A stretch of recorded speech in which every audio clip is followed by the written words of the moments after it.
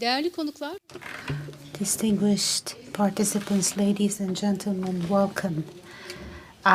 This year we will be discussing facts and libraries in the 58th Library Week. This year it is even more important because we are hosting Barbara Lison, who is the president-elect of IFLA, International Federation of Libraries, Associations and Institutions. Today, she's going to hold an interview with us. Welcome. And Barbara, you're very important to us. Thank you very much.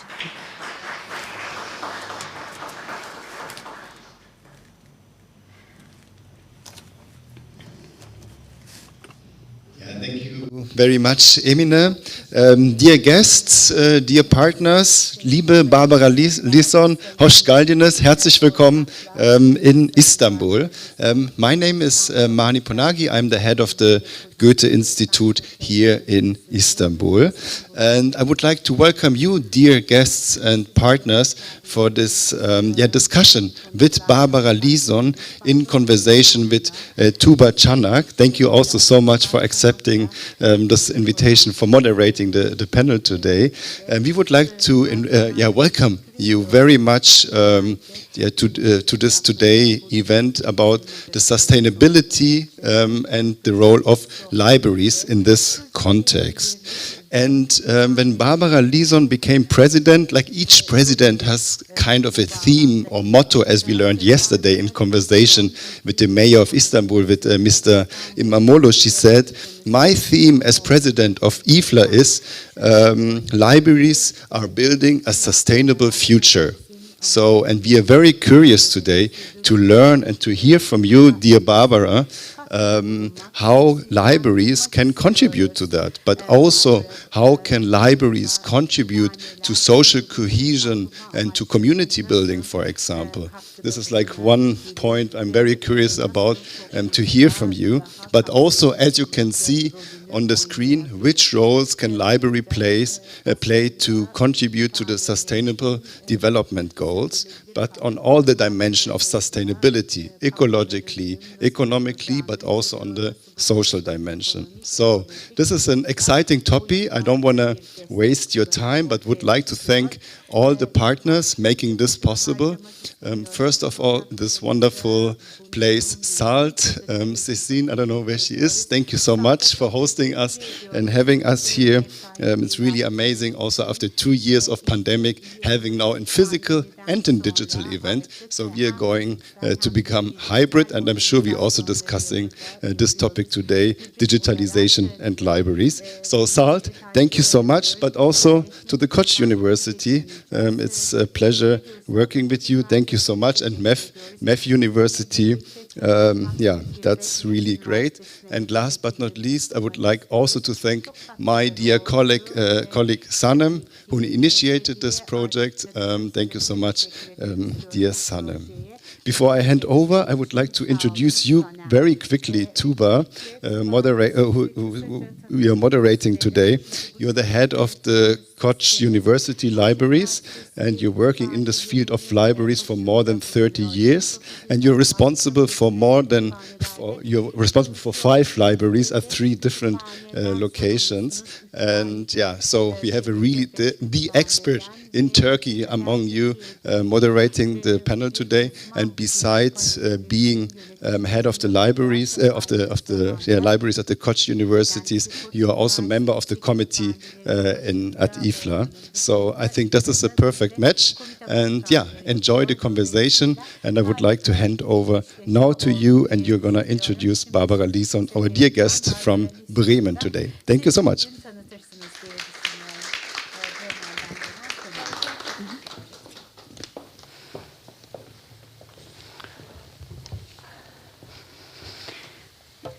May I take my mask off? Yes. Yes, we should.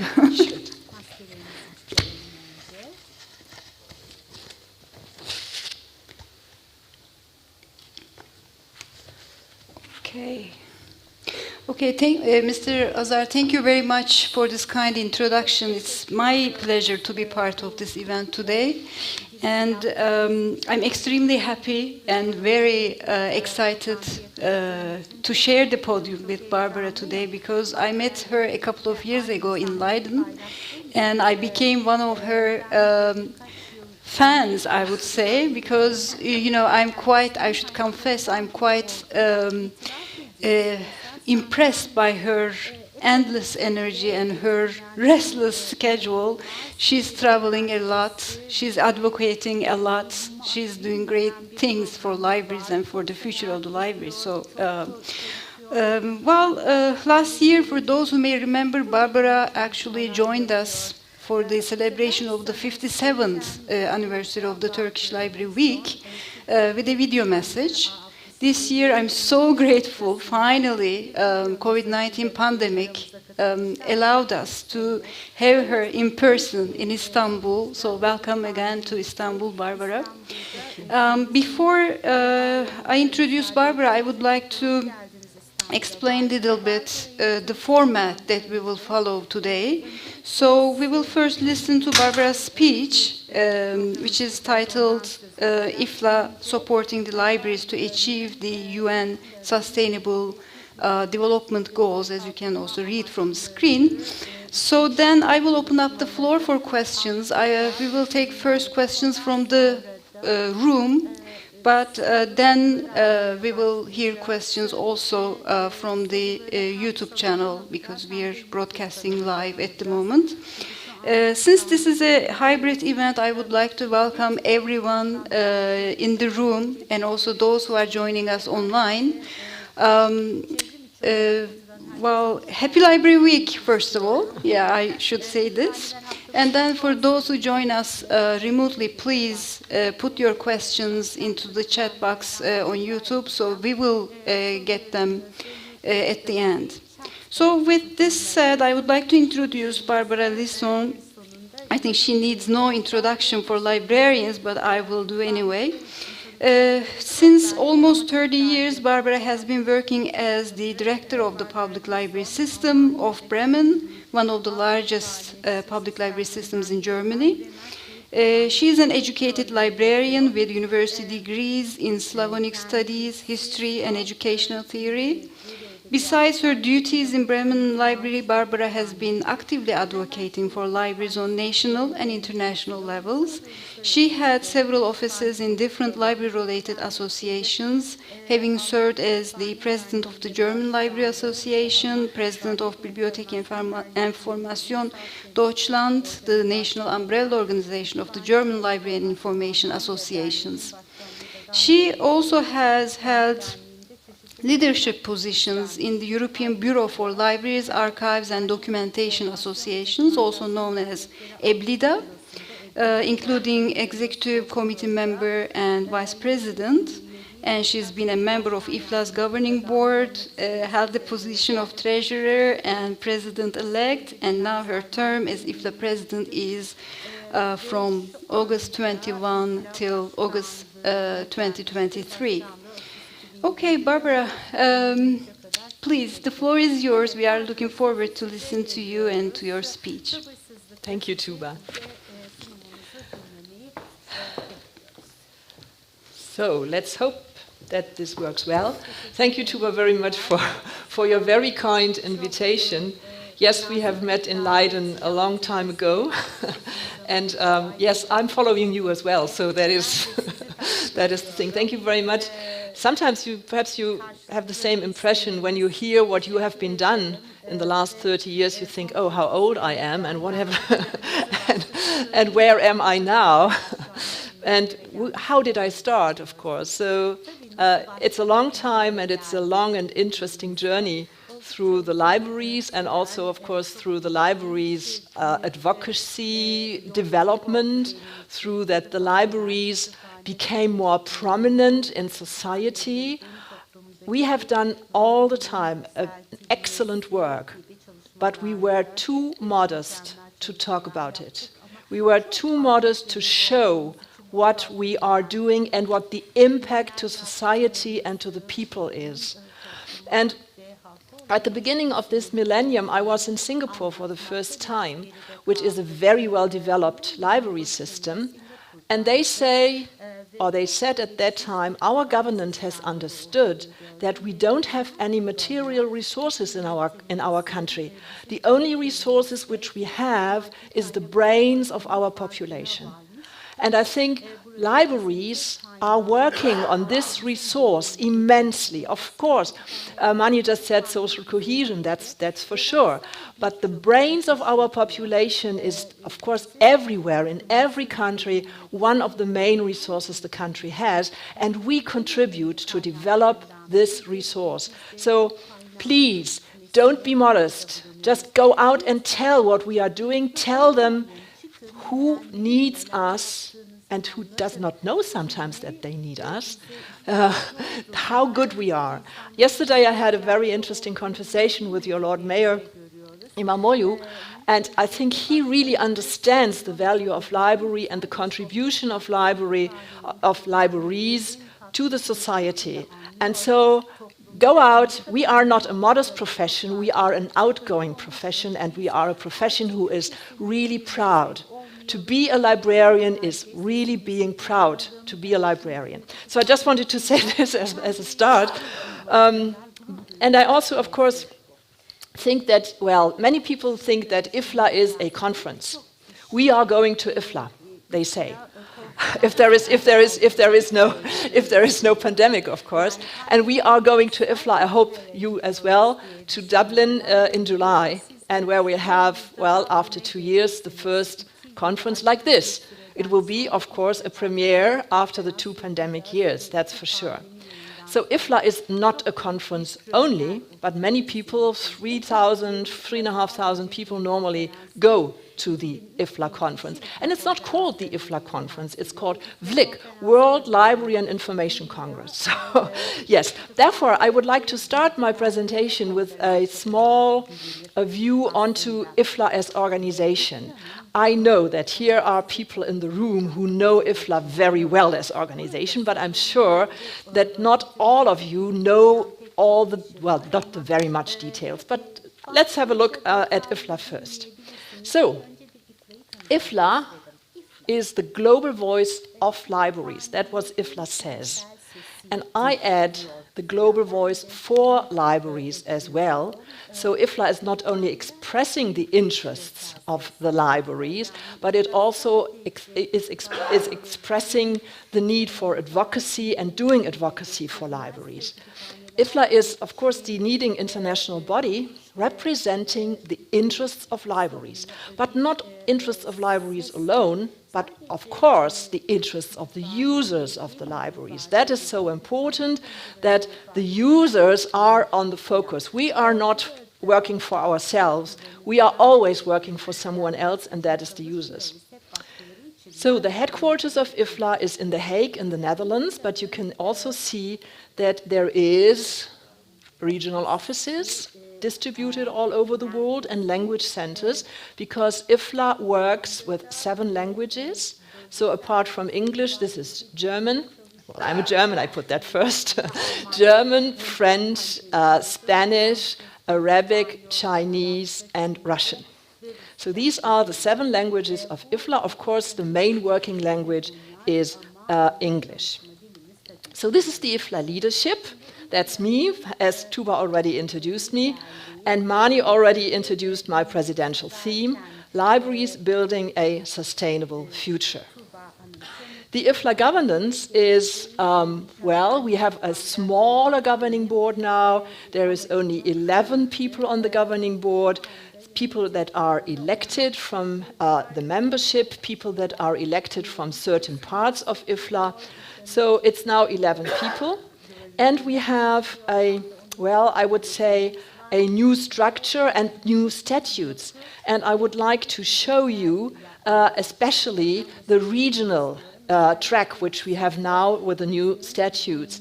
There is, you can see, the regional division. There was the professional division always. This is the 54 working groups called sections of IFLA. And here now you have the regional division. And there is, according to the UN regional concept, there is, of course, Europe as a region. And in this region, we have 20 members in the Regional Division Standing Committee. We have Stuart Hamilton from Ireland as the chair. We have a vice chair from France. And he is sitting over there. There's Ertuğrul Çimen. He is a member of this regional division. And the division, yes, of course, I told him that he will be there, so he's not really astonished now. And this regional context between the governing board and the organization to bring in more the interests of the regions, of course, that was a desire from membership, and also to bring the ideas of IFLA into the region so that there is a very good relationship and a cooperation between this. And one of the main things is, as I just said, doing advocacy within the region. So that is very important. Ertuğrul, and I congratulate you and looking forward for the cooperation. The new IFLA, put it like that, came from 3 pillars. One pillar was the Global Vision Project. Imagine at the end of this project about 30,000 people were voting for what is the library world, what are the challenges for the library world. 30,000 people. And based on this information which we got, on this positioning of the library field in the whole world, there was developed the IFLA strategy, which is valid from 2019 to 2024. And I will show you the strategy in a moment. A strategy needs, of course, a basic to be put into reality. And therefore, the Governance Review 2021 brought new statutes in order to work maybe in a new basis, to have a new governance structure, which is more apt, which is more flexible, perhaps, to the IFLA work. So let's have a look at the IFLA strategy. You see, there are 4 dimensions: inspire, connect, enable, and engage. That is what IFLA wants to do in the global library field. Let's have a look at more into these strategic directions. Strengthen the global voice of libraries. Advocacy. That means telling the people what I just started, telling the people how good we are, how important we are.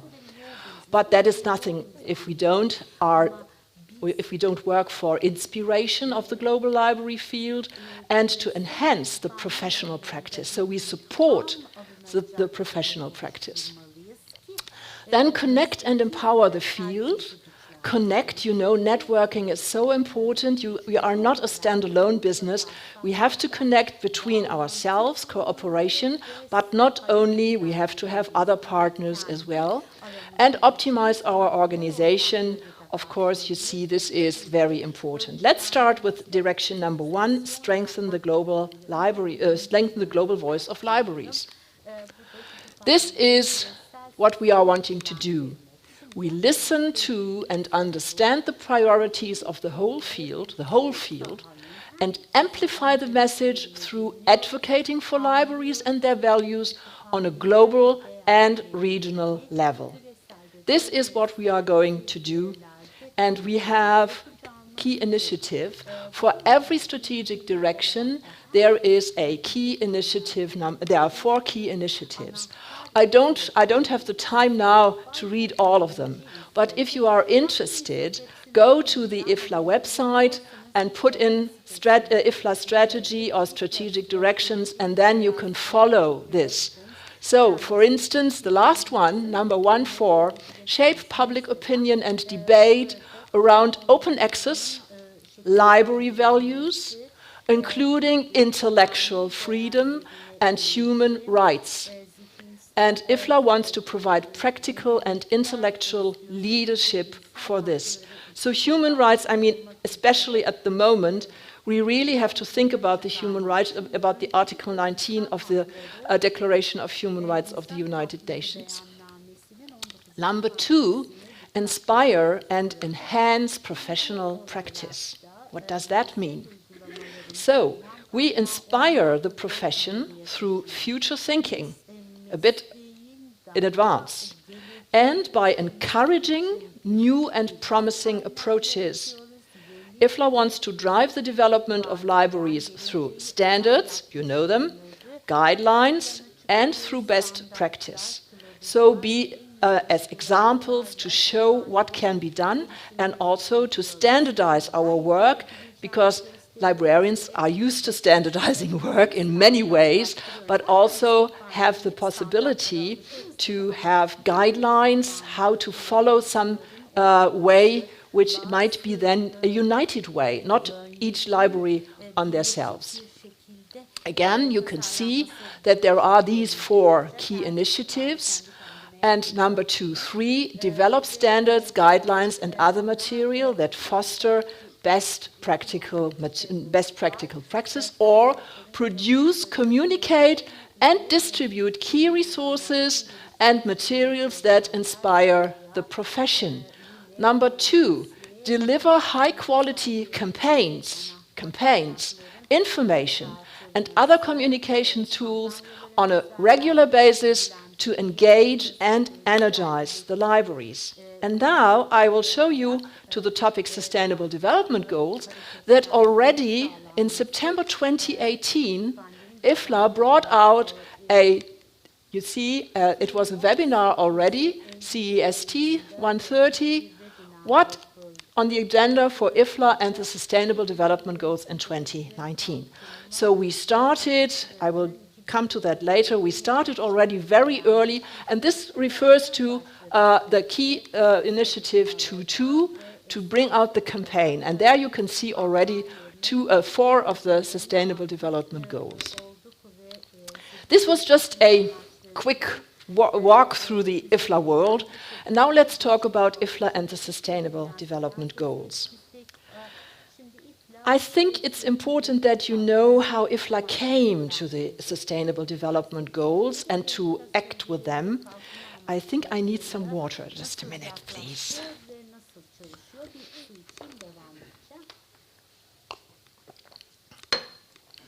So already before the millennium started, the United Nations had developed Millennium Development Goals. You see, the time frame is from 2000 to 2015. There were 8 of these development goals. 8. Well, and of course you can see ensure environmental sustainability, that was always there, achieve universal primary education, eradicate extreme poverty and hunger, things like that. 8. Half of them which we have now. And actually the first results showed that the way was okay, but that was not sufficient enough. You can see in 15 years, extreme poverty has actually been halved. This is already something, but being halved means the other half is still there. So we have to continue our work. Or, for instance, 43 million more kids go to school. When you imagine there are 8 billion people already almost in our world, so 43 million more kids go to school, that's nice. That's a good step. But that is, of course, not enough. And therefore, the UN understood we should do something else. We should continue with this work. So in 2012, there was a new start. How will we continue? That is 3 years before the old program was finished. And perhaps you remember that there was the Rio Plus 20 summit.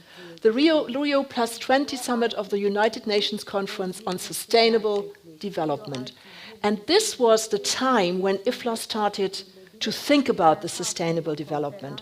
How could the libraries be integrated, involved? How could the libraries be shown as main actors or important actors of this strategy?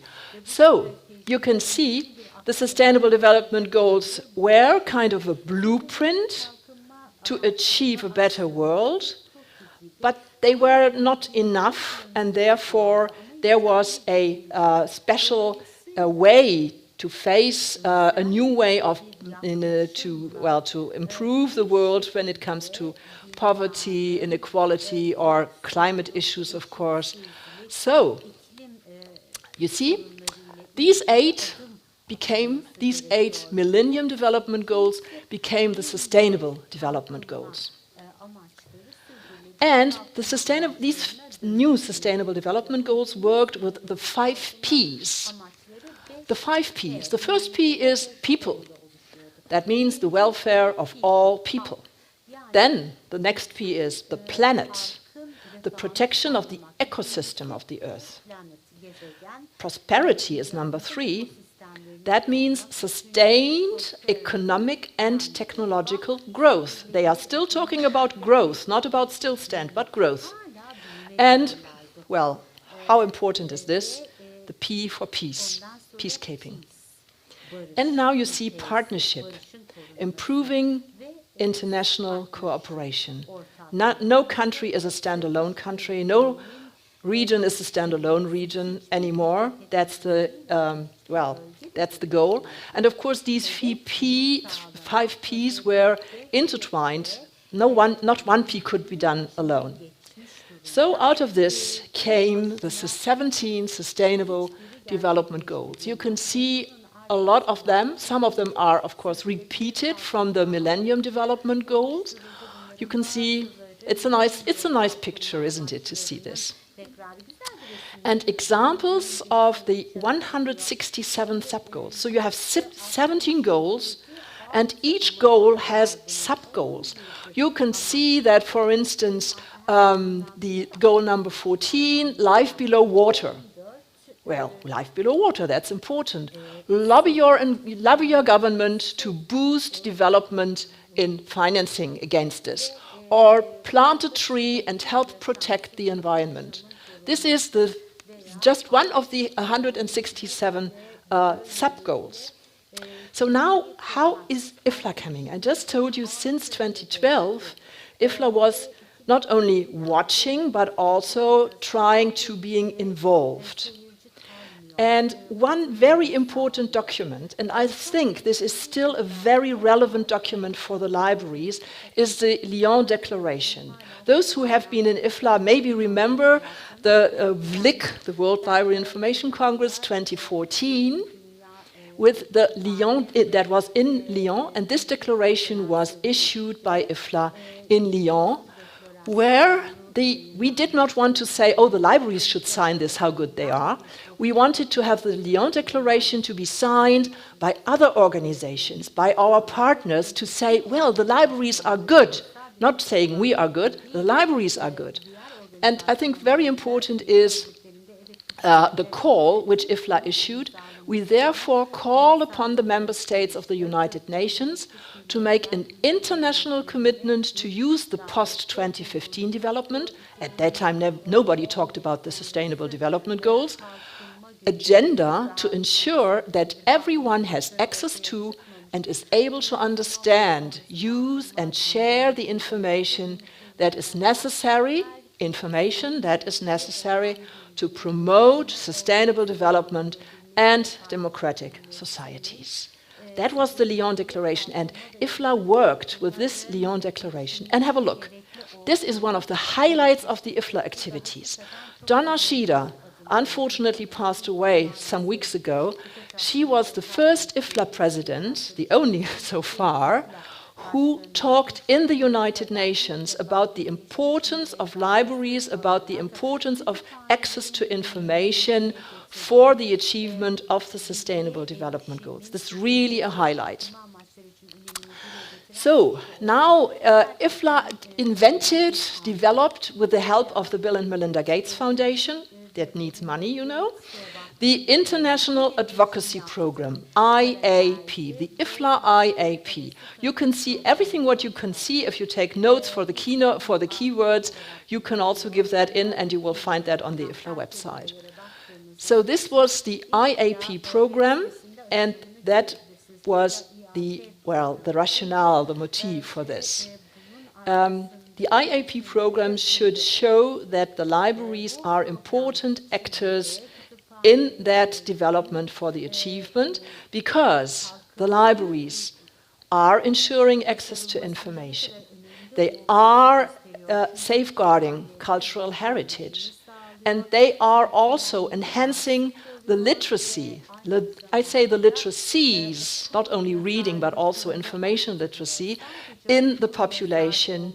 And of course, they are enhancing free access to information and communication, and they are working very much now with information and communication technology. So what are the rationales? IFLA wanted to show that the libraries are able to help the people, to empower the people with access of their civil, political, economic, social and cultural rights. That the people should learn new skills and apply them, of course. And that the development of the community-based solutions should challenge, of course, the development and be a chance for the development. But how could the libraries do this? So there, IFLA started to bring out examples, best practice examples, for how the libraries already are contributing. Not knowing, or perhaps knowing, but not telling the people that they are contributing to the achievement of the Sustainable Development Goals. So promotion of the libraries as actors for the achievement of the Sustainable Development Goals is very important. It's not easy to read, I'm sorry, but already then, you see, for every of these 17 goals, there were some best practice examples, like for instance, when you have number 10, reference in, reduce inequality within and access the countries and among the countries, then IFLA said libraries can do this and this and this and this. The main point was goal 16, number 10, sub-goal number 10. This is really our goal, which should be promoted by everyone. Goal 1610 of the SDGs is ensure public access to information. That's us, that's the libraries, and protect fundamental freedoms in accordance with national and international agreements. This is really our goal. And for every goal and sub-goal, there was, of course, an evaluation page. And look how this sub-goal 1610 would be evaluated. There is an indicator. Look at this indicator saying existence and implementation of a national law and or constitutional guarantee to the right to information. This is the indicator if 1610 is achieved. And it's our duty to work on this as well, of course. And we have been working on this for all the time. So connect with 1610 and think how you can contribute to this. And of course, the libraries were a bit, oh yes, that's us, and what can we do? Yeah. And therefore, IFLA brought out, of course, several publications. For instance, this publication, Access and Opportunity for All, How Libraries Can Contribute to the United Nations 2030 Agenda. And here you can see Goal 4 already. This was already, I think, in 2019. Here you can see how Goal 4 ensure inclusive and equitable quality education and promote lifelong learning opportunities for all. There were the Netherlands as example, Sweden and Singapore. And for instance, Goal 5, achieve gender equality and empower all women and girls. There were examples from Uganda, Nepal and others. So if you think, well, how could I do it? then just have a look at this. This is so important. Or Goal 6 and Goal 7, ensure availability and sustainable management of water and sanitation for all, or ensure access to affordable, reliable, sustainable and modern energy for all. Here there are examples from Honduras, from the United Kingdom and other countries. And you see Goal 14, that is the conserve and sustainable the oceans, seas and marine resources, or protect, restore and promote sustainability, use of terrestrial ecosystems. Again, Singapore, United States, you can watch and say, how could I adapt this for my library, for my work? And you know I'm coming from Germany, so we have a statistics. We have a statistics how Germany is now addressing the sustainable development, or has been addressing the sustainable development goals. And you can see all these goals. Obviously, goal number 9 is not a favorite one, but goal 8 and goal 4, that is, of course, the education. That is projects within the German libraries who already are working with these goals. So there is a toolkit where you can have a look again and find ideas, find how to do it, find how to promote your work as well. And of course, we are still working on this. This is, by the way, the new design of the new IFLA website. So, powering sustainable development goals. If you go to the website, you find a lot of this, and I will give you some examples. Again, take action now. We are still promoting this. This is an ongoing process. It's not just we had the International Advocacy program and that's it. No, we have a lot to do. Oh, can't see this. Strange. What's that? Now everything is gone. Can we help? Can we get some help?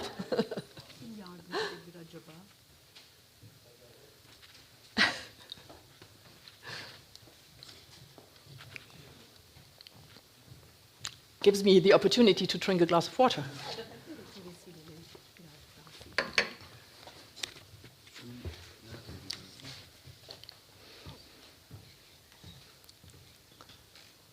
That's technical development in a certain way.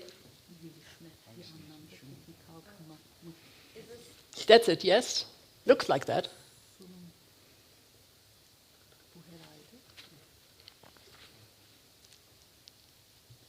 Ah, here we are. On. Yeah, again. Further on. Yeah, further on. Here.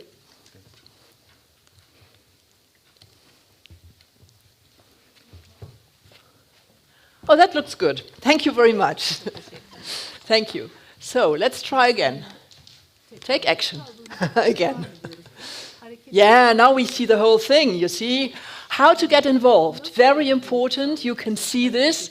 Use the SDG as a framework for thinking about your contribution, your special contribution. You need not do everything, but concentrate, focus on one thing or two which you are really good at, perhaps which you are already doing, just promoting it in another way.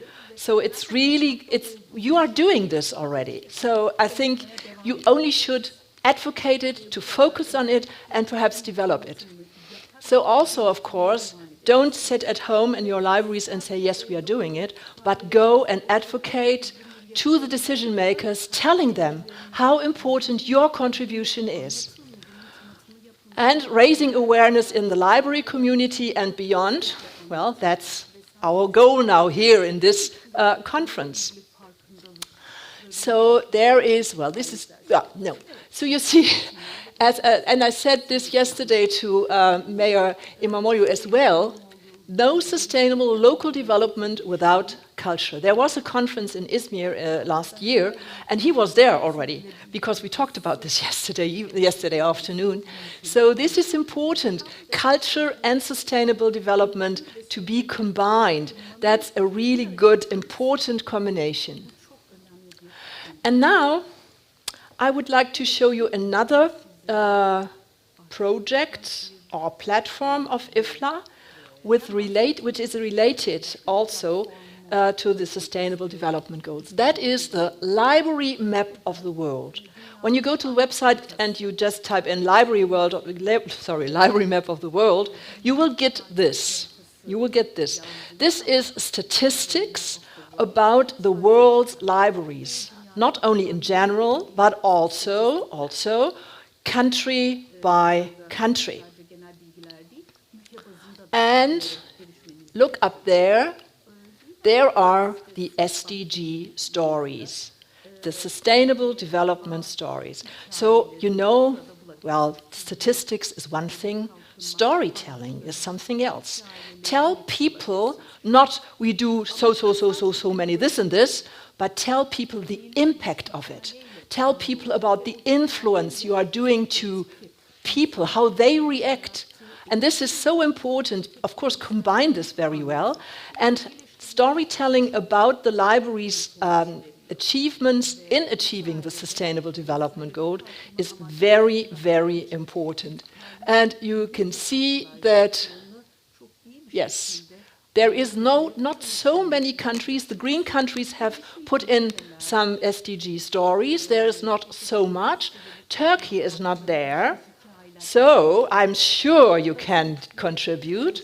So please have a look in the organizations, in the library associations, which good best practice example you can bring in. So you see there is a storytelling manual. IFLA helps you with bringing in the stories. And I want to finish my presentation with my library's contribution, which is a best practice example in the Sustainable Development Goal stories. So the Stadtbibliothek Bremen provides future training opportunities for refugees and other newcomers in the city. And you can see how much, which relevant SDGs are touched with this. So, let's be inspired, engaged, enabled, and, of course, connected. And you see, we have the saying, we are IFLA, we all are IFLA, we have to contribute to the development of the libraries, and that's IFLA. Thank you very much for your attention. Teşekkürler.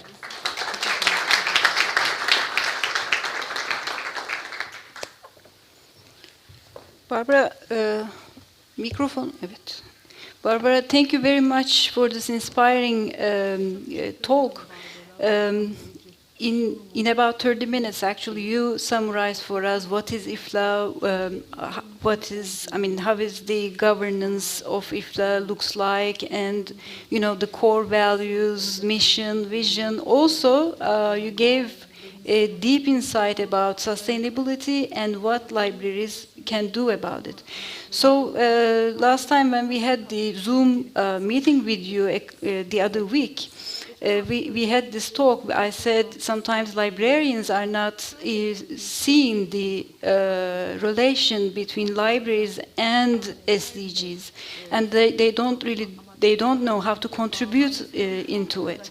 Now we have realized that there are plenty of examples already available on the website you have presented, and we've been given a task actually. The Turkey has to be green soon there, and sometimes I think we need a different perspective. We need to change our perspective, look from a different lens. Because when I was looking at EBLIDA's reports, there are plenty of examples from different countries.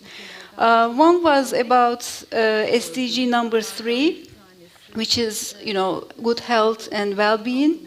And, when the pandemic started, many libraries started printing face shields on 3D printers that they have in their facilities.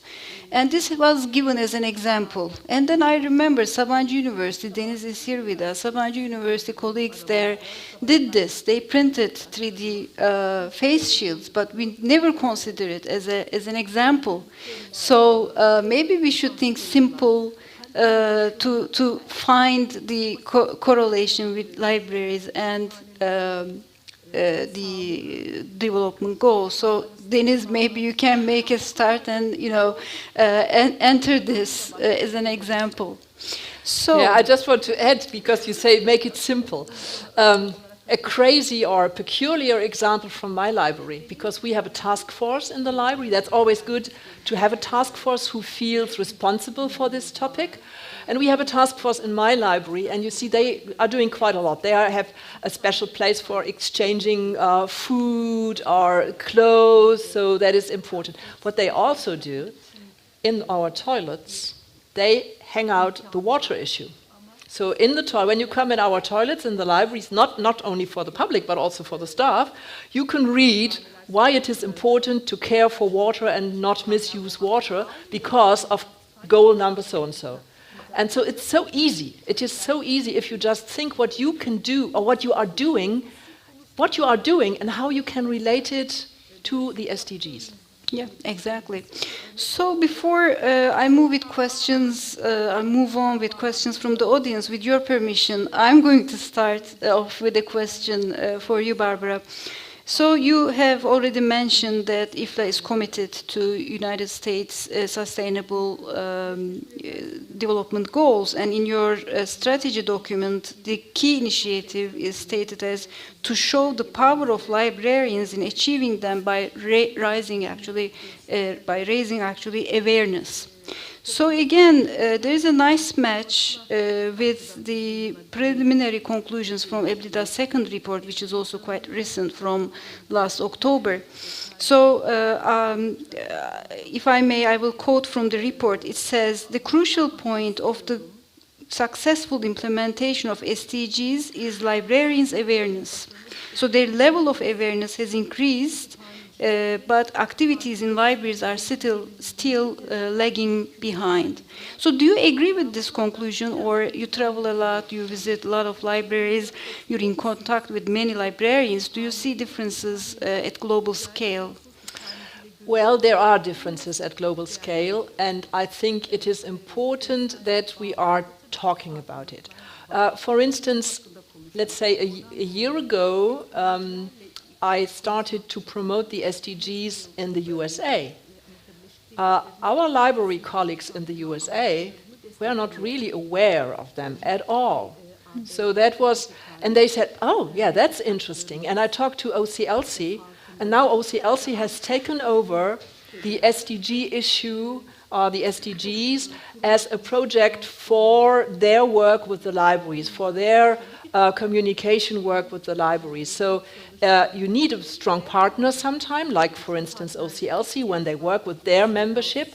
And you also, of course, need just another partner, a local partner. It is, I think, many people, and the librarians as well, think that the SDGs is just an environment issue.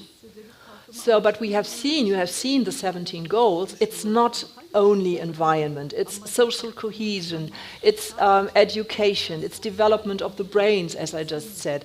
And so there is a lot to think about, and maybe if they see, our colleagues, that it is not only environmental issue, but that it is much more, then they would perhaps understand more easily to connect them with the goals of with one or two of these 17 goals.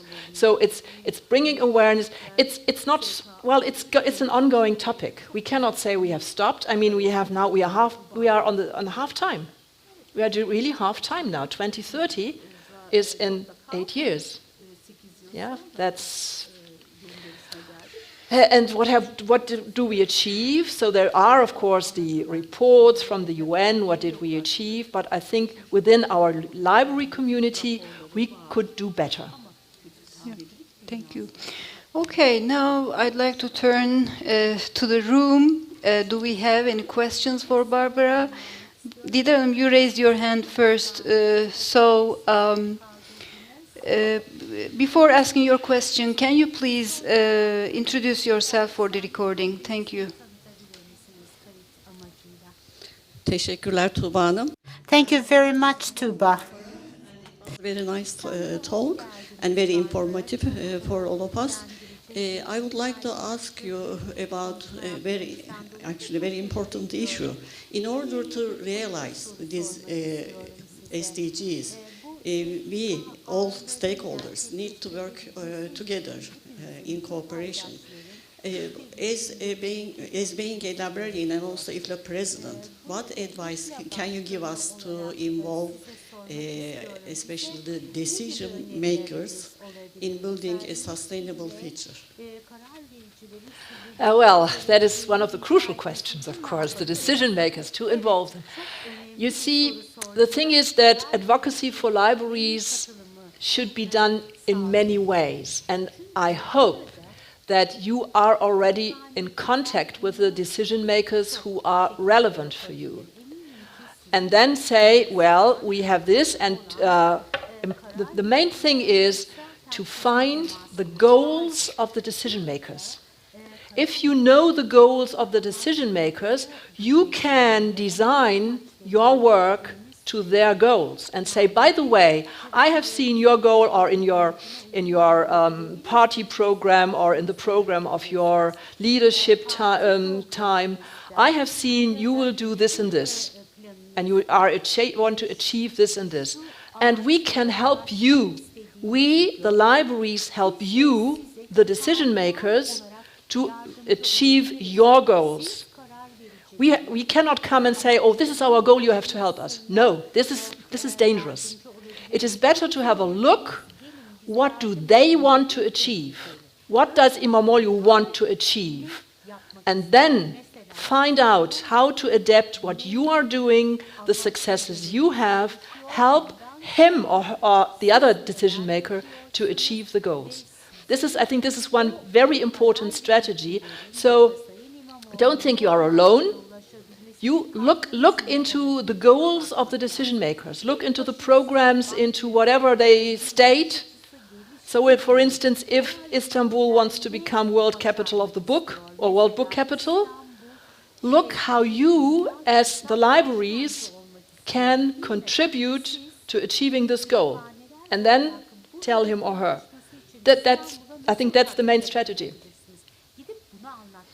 And don't sit in your room. Don't sit in your room. I always say, well, this is for my country. I always say, one of the most important instrument a library manager has is the glass of champagne. You know why?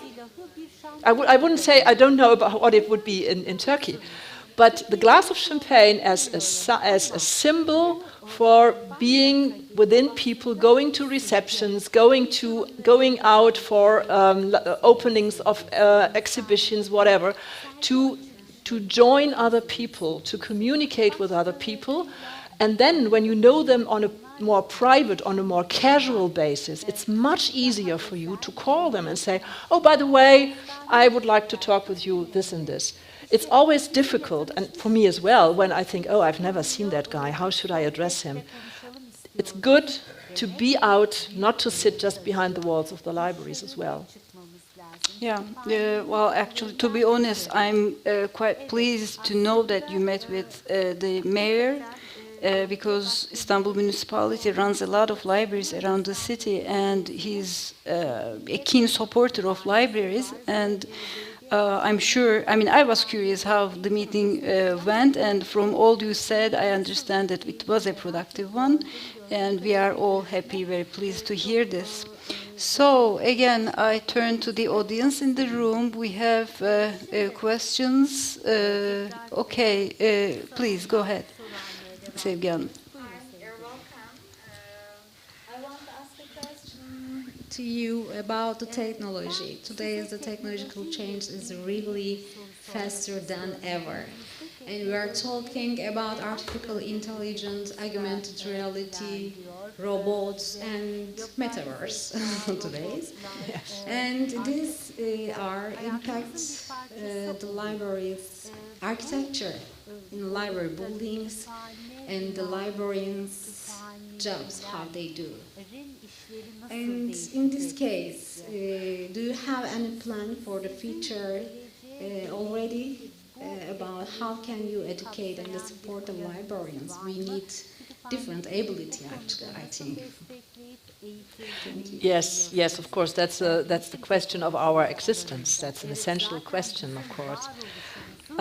In general, I think it is not the way to say, oh, this is a development, we are just watching it, but we don't want to have it.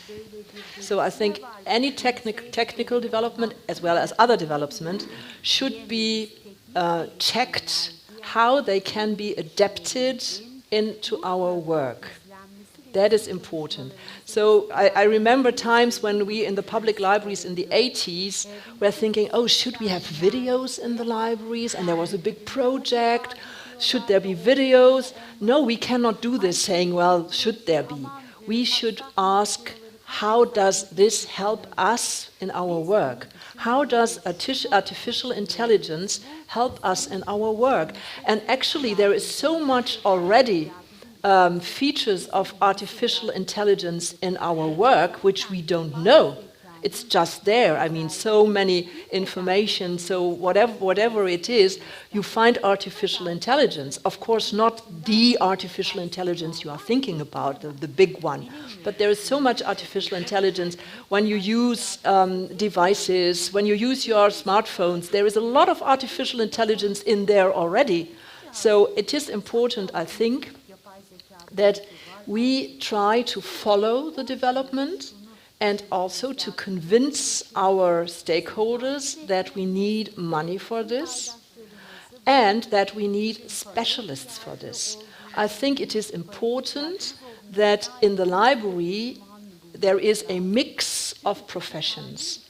I think the technological development has come to a state that librarians cannot handle everything anymore. So the cooperation between librarians, who are important for their business, and with, well, smart IT staff should be very well established. And I think it is important that we see the combination thing. I also, in my library, the marketing is not done by a librarian, but by a marketing expert. There are areas where we have to think, we are the specialists for this, and we need other expertise for that. And we take those people into the libraries as well. And there is a lot of people who are interested to work in the libraries because, not because of the money, because we cannot pay like Google or other tech companies, because we are working for the public good. And more people are interested not only in money, because they have a lot of them, of money already. They don't want to sell all the time. We just had a new person of IT guy who came into my library who said, well, every hour I have to write, I have to notice with which customer I have talked and what would be the profit of this talk. I want to work for the public good. And we, as the libraries, are working for the public good. So that is, a standalone, one of the one-stop shop things which we are working, whatever we do, we are working for public good. And we should promote this as well. And technology should be a supporter. Of course, when you talk about virtuality, when you talk about digitized virtual world, we have to be in that virtual world. I don't know whether we should be we should have a metaverse position. Perhaps you remember the first start was, how was it? Was the 20 years ago? How was it called? The Second World, Second Life. So this Second Life was not really very successful, I remember. But we should observe what is happening. Perhaps not the library managers in detail, but the specialists should observe. But it is important that we still, in a virtual world, offer real places, real spots. Like this, for instance, this wonderful building and the wonderful library there. I'm sure no one would say, no, I don't want to be in that library, I want to be in the virtual world. No, I'm sure. So it is also important, as we say, that we combine our being virtual with also being in a real world and offering spots and rest, places for the rest in a real world. That is, I would subsume this under the third place. You might have heard about the third place. People need real worlds, even after the pandemic or even more after the pandemic. And that means the first place is, of course, the home. Second place is the working space or the studying space. And the third space, that's the space for where can I live in a way I want to live, where I am not forced to do things, I'm not in a schedule to do things, but where I want to be. Libraries are not the only spots of the third place, but they are a third space. And that is so important, that the third space is being developed, aligned to the technical development. Okay, if we, before I turn back to the audience, if we get back to the talent pool, because you said it's changing for the libraries. So if you recruit for your own library, which competencies, top 5 competencies, for instance, which competencies are you looking for these days? Flexibility. Okay. Curiosity. Communicative skills. Understanding of the demands of people, and also, I think it would be openness. Openness. Okay, thank you. So, Sami, please go ahead. Okay, thank you very much, and also great speech. And my name is Sami Çuadar. I am the director of the libraries. My question is similar to Sevgi, so that's why I would like to ask the question after that. As you know, the libraries traditionally houses collection of the print textbooks, films, on DVDs and even musics. These materials types enrich to the library and attract the users in the past. Today, we continually observe and transitions or shift to non-traditional to online media.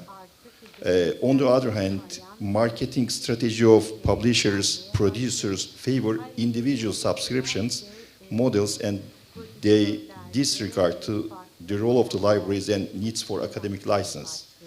In this context, how do you see sustainability of the libraries in the collection development of the future business models between libraries, publishers?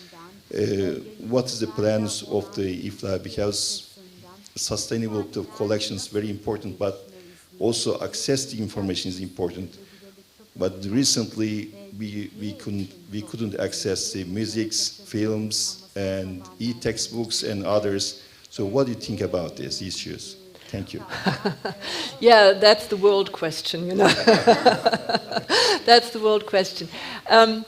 Every library, just a general remark, every library has to find their own ways to do this. I mean, if you are in academic libraries, for instance, in Germany, the academic libraries are now very much developing their approach to research data management. That's a very important issue now for them. But still, there are the students who need guidance for competencies, how to use information. That is also something. And this is not related to printed books or to digital books. Guidance to use information, that is very important. And every library should adapt the way how this guidance is given in their way with their special target group. The other thing is that, of course, also in my library, we have thrown away a lot of printed material. What is not so well used in public libraries now is books with information. What is well used in public libraries now is beautiful books, like the coffee table book ones. They are very well used. and of course fiction. Fiction in so many ways. Fiction.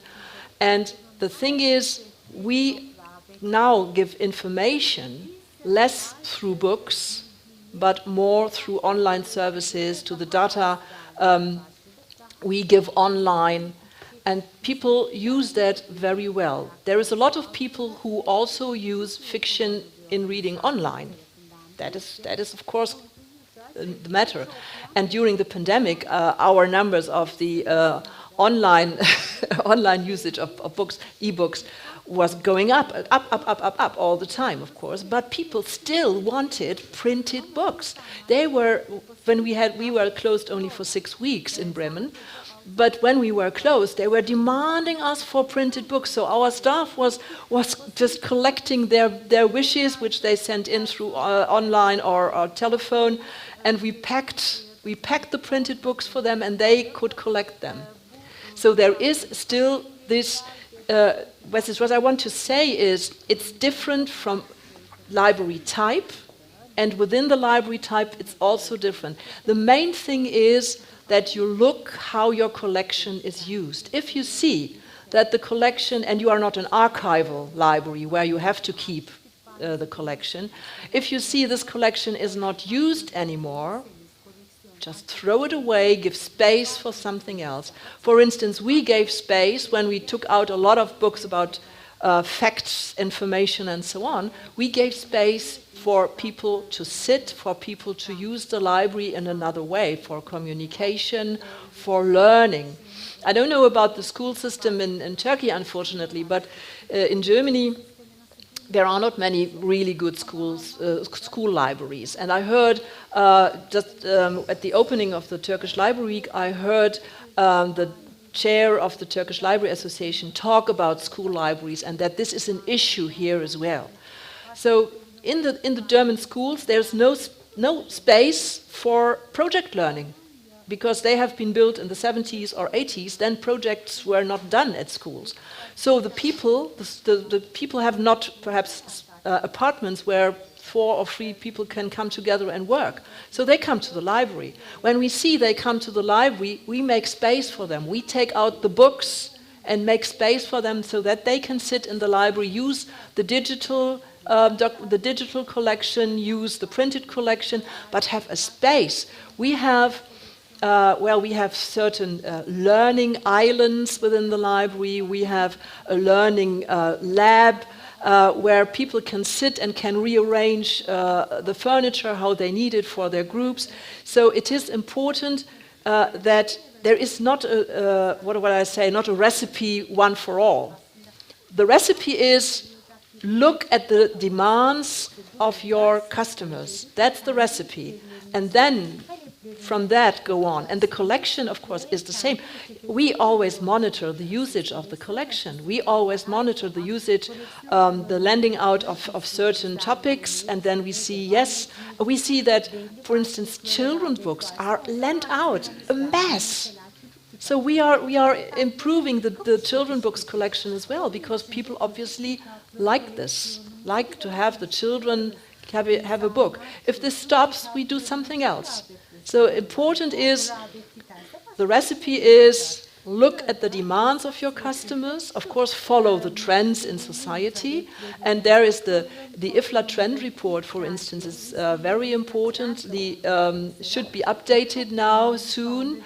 We have people from outside the library field telling us what are the trends for the next 5 years, and we are not telling in IFLA you should do this, but we just tell our colleagues, look, very important experts say this is the trend for this, and then please, colleague, look how you can deal with it. I think that's important. We are not prescribing, but of course we have the sections, we have the working groups for different topics. So if you are interested in artificial intelligence, you should go to the new group which is dealing with artificial intelligence and the library, and this is an international group. You should follow this group perhaps. Or if you're dealing with public libraries, go to the public libraries group and look at this. And there is, for instance, the Public Libraries Group now is issuing the new Public Library Manifesto for the modern world. And it's always connected with UNESCO. So there will be for sure a lot of indications how to act, but of course not a recipe. Best practice example, yes, to inspire. You see, the keyword was, one of the keywords was inspire. Best practice example to be inspired, but no recipes, because every library has their own environment. And to follow the environment on a basis, of course, on a professional basis, that's important. That might produce different outcomes. Yeah, well, according to the librarians, libraries are sustainable because they exist for centuries. So, but you know, there are changes in technology, changes in business models, as Sami said. There are changes in materials we collect. So the best thing is to change, I think, for the libraries as well, is we really want to, you know, keep our existence and carry it to the next centuries. So, okay. So again, time is flying, and more questions. Ayhan Bey, please go ahead. Ayhan Kaygusuz. Barbara, thank you for the presentation and being with us in the Library Week. So I have a question about the governance of IFLA. You have given some information at the beginning of your presentation, but IFLA is a global organization representing library community all over the world.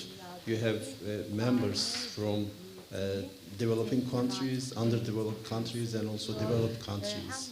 So my question is, how do you support diversity and inclusion in the governance of IFLA?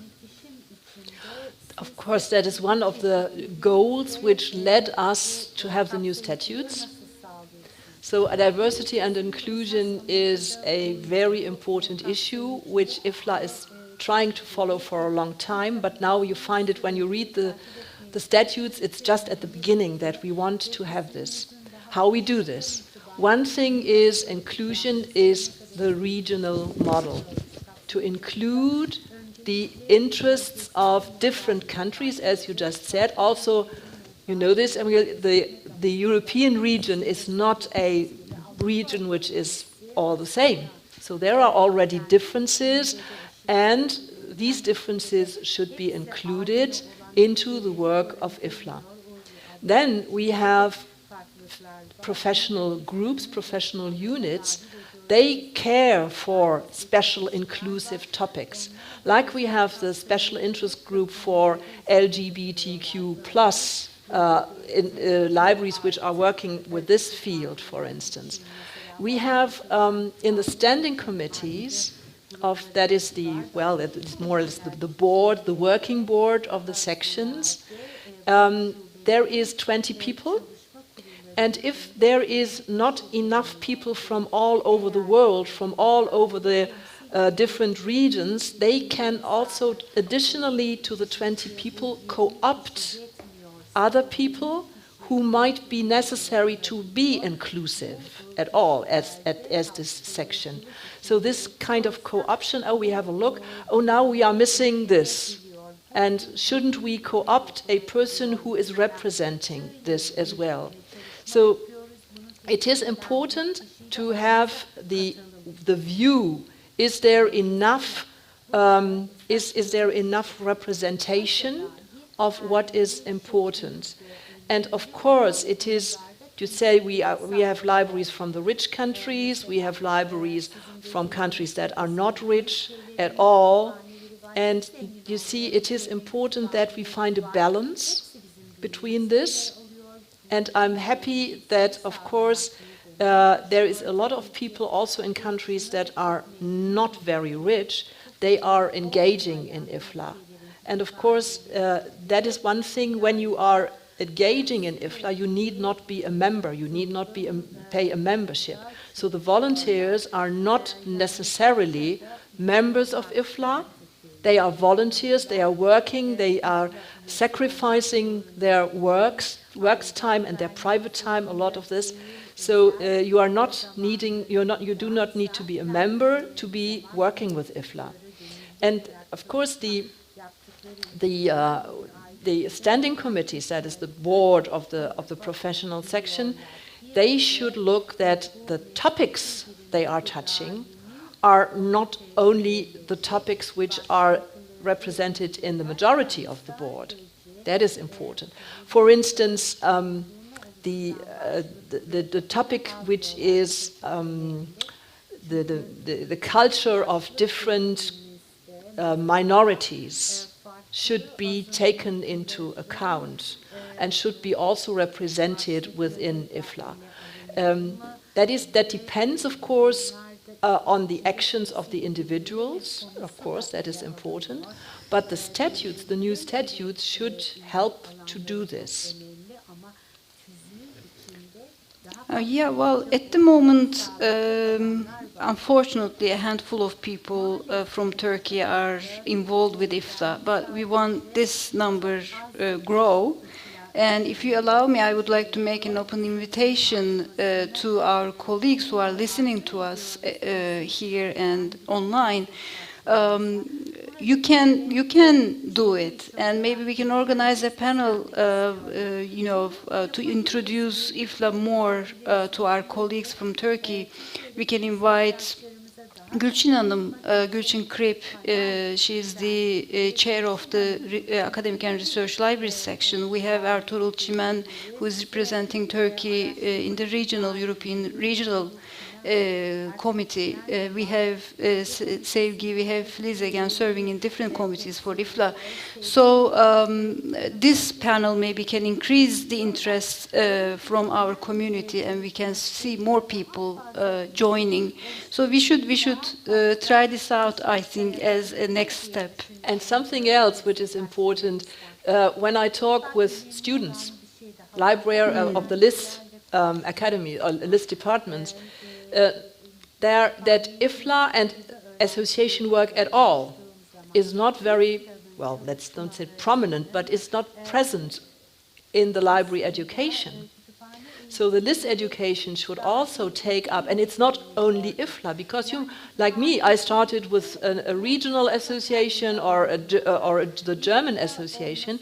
So the networking through associations is important, and this should also be taught, in my opinion, in the LIS departments. So there should be an introduction of the Turkish Library Association. There should be an introduction of IFLA. For instance, I just was invited to Switzerland to talk to LIS students about IFLA. And this is important too, not only IFLA, but the benefit of working together in association, to be stronger when you are working in an association, and to bring in your position as well. And this position, your position, can become the position of the association. That's so true, yeah. One last question from the floor, and then I'll see with my colleagues if we have questions from YouTube as well. Yes, please. My name is Filiz Ekingen, Flores Mamondi. I am from Boğaziçi Library, and also I am information coordinator at IFLA, document supply and resource sharing committee member. So I am asking this actually as a committee member. We observe a steady increase in the cost of books and journals due to global economic crisis. Library budgets, as we know, are becoming our new normal. And resource sharing seems to be our secret weapon. And at this point, I would like to your opinion about license agreements and legal restrictions on digital lending, which is one of the important obstacles ahead. Yeah, that is copyright and licensing and all this topic. You are totally right. IFLA tries to do as much as we can, especially our Director Policy and Advocacy, Stephen Weiber, That's his topic. He is the man for the World Intellectual Property Organization. He's the person who acts in this field. And of course, we have a publisher association here as well. So of course, the important thing is that we find fair, and I would say fair business models for this. And you see, also the World Intellectual Property Organization comes from all over the world, rich countries, poorer countries. The poorer countries may state that IFLA's interests and the interests of the libraries are so important that they should become should be integrated into regulations and all this. Other countries may say, oh no, but this is always a matter of negotiating. We are trying to negotiate as best as we can in these interests. We are totally aware that this is a crucial point, but we cannot influence the decision makers in a way that we say, you have to do this. We have one success, and this is the Marrakesh Treaty. You remember, you know what the Marrakesh Treaty is? That was a treaty with the WIPO as well and other relevant institutions and organizations, saying that for people who are blind or have difficulties in seeing, their eye illnesses, whatever, that they can easily use digital material. That's exceptions and limitations for these people. That's the Marrakesh Treaty. This is a blueprint treaty which has to be accepted by each country. But this is a treaty, and of course not every country in the world has accepted this, but IFLA worked very strongly that this Marrakesh Treaty also took into account the necessities of libraries. This was our last success. I think we will have other successes, but the thing is, in Germany we would say this is a drop on a stone where you want to get really a hole into the stone, but it is drop with drop by drop by drop. And IFLA is steadily working on this. Okay, so I turn to my colleagues, Sanem Hanım, Sezin Hanım. Do we have questions on YouTube? Yes, only one. In Turkish? We have the translation, if you like. Which channel for the translation on this headphone? Channel number 2, please. Channel number 2.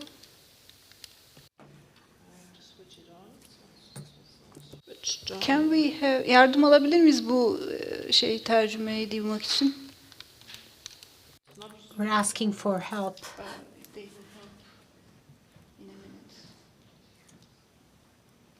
Yani arızalı olmayabilir ama biz açamadık belki. Okay. Oops. Okay, headset is on. You can hear me, right? Yes, I can hear you. Good. Salih Aydın, Istanbul Metropolitan Municipality Librarian. What kind of a method do you follow to serve the disabled who can't leave home? Who can't leave home, yes. Mm-hmm. Okay. Disabled people. Yes. Did you hear this all? In Turkish we did. Okay. So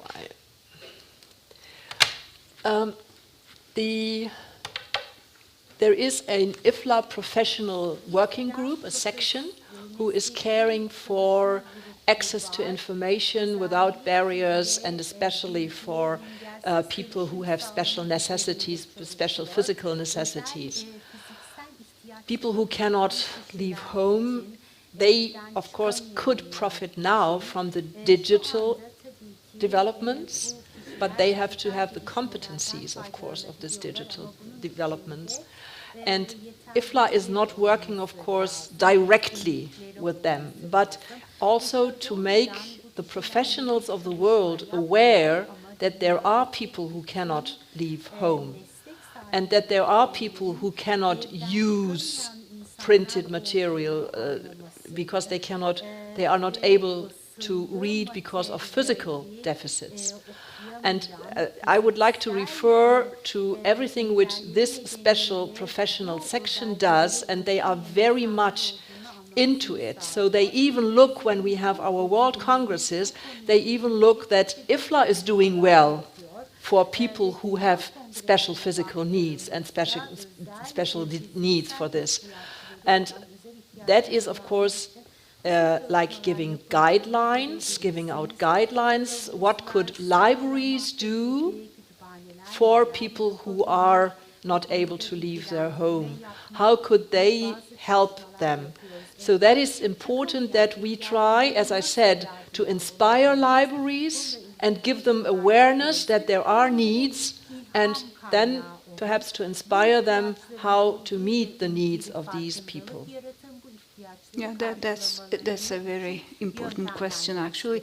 So I said no more question from the room, but there is one question behind. I think Serdar Bey. Yeah, please. This will be our last question for this event. Thank you. I am Serdar Katipoğlu, librarian. I mean, you mentioned this is the librarianship is a standard-based profession and then also flexibility. But when we take a look at the life, we see the great pleasure opening of the library, but they forgot the standards. They put the library standards into practice. The cataloging, metadata, interior design, architecture design, something. On the one hand, we tolerate them, but on the other side, in the question mark in our. So, do we have any guideline to give the architecture, or because in Turkey everybody is opening library, even museum, but small scale. How to define them as a library or not? So, I need your support and or a kind of the guideline or something. Okay, what do you think? What's your suggestion as a person or as an IFLA? Thank you. Yes, opening a library is nice, of course, all the time. And it is even nicer when the library serves the demands of the audience and when the library serves the demands of the public. This is the point. To make a beautiful library in a French, I give you an example.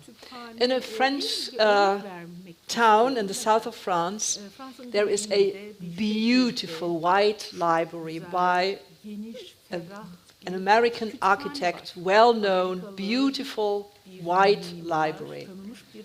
And it's so unpractical.